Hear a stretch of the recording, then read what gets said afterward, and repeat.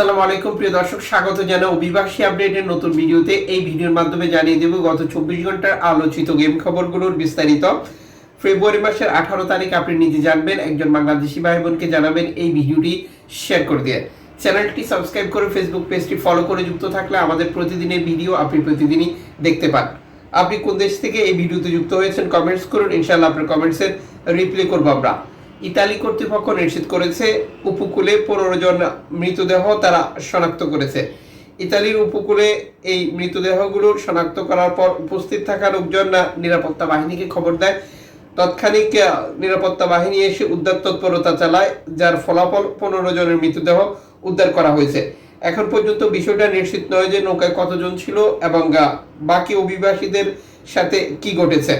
আপনারা অবগত রয়েছেন যে তথাকথিত চুক্তির নামে লিবিয়ান কোস্টগার্ডের সাথে ইতালি অর্থায়ন করে শরণার্থী বাধা দেওয়ার কাজ চালিয়ে যাচ্ছে। একই সাথে ভূমধ্যসাগরে এনজিও সংস্থাগুলোর কার্যক্রমেও বাধা সৃষ্টি করছে, যার ফলাফল ভূমধ্যসাগরে এভাবেই নৌকাডুবি আর মৃত্যু প্রতিনিয়ত লাফিয়ে লাফিয়ে বৃদ্ধি পাচ্ছে।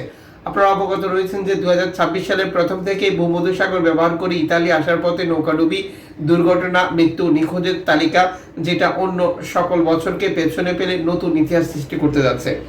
এরপরেও জর্জিয়া মেলোনির সরকার অর্থায়ন করছে ইতালিতে, যা নিয়ে আন্তর্জাতিক গণমাধ্যম, মানবাধিকার সংস্থা amnesty international, human rights watch, IOM সহ বিভিন্ন সংস্থার পক্ষ থেকে নিন্দা জ্ঞাপন, প্রতিবাদ করা হচ্ছে। এরপরেও ইতালি কর্তৃপক্ষের সিদ্ধান্তে কোনো পরিবর্তন আসছে না। সাম্প্রতিক সময় ভূমধ্যসাগরে নৌকাডুবি এবং মৃত্যু বেড়ে যাওয়ার মূল কারণ হিসেবে দেখছে যে এনজিও সংস্থাগুলোর অভাব। ইতালি সরকার নতুন করে এনজিও সংস্থাগুলোর কার্যক্রম আরও বাধা সৃষ্টি করার জন্য বা এই কার্যক্রম একবারে সীমিত করার জন্য নতুন করে আরও কার্যক্রম অব্যাহত রেখেছে, যে ধারাবাহিকতায় বর্তমান সময় এই পরিস্থিতি তৈরি হয়েছে।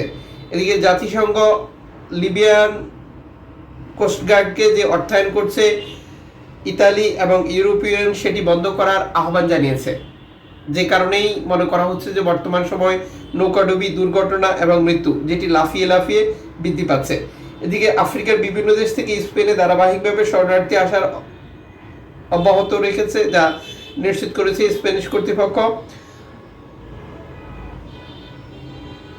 আদালতে ওশান ভাইকিংস মামলা করেছিল, যখন ইতালি কর্তৃপক্ষ তাদের সিদ্ধান্তর বিপক্ষে যাওয়ার অভিযোগে ওশান ভাইকিংসকে আটক করেছিল। পরিশেষে ইতালি আদালতের রায় নিশ্চিত করেছে যে ইতালি কর্তৃপক্ষ ওশান ভাইকিংসকে যে আটকে রেখেছিল সেটি অবৈধ। আশা করি বিষয়টা বুঝতে পেরেছেন যে ইতালি কর্তৃপক্ষ কি করতে যাচ্ছে, যার ফলাফল ভূমধ্যসাগর কি পরিস্থিতি তৈরি হয়েছে। আর এটি নতুন করে এই অঞ্চলের শরণার্থী মৃত্যুর আশঙ্কা বৃদ্ধি পাবে বলে এই খাত বিশ্লেষকরা মনে করছে।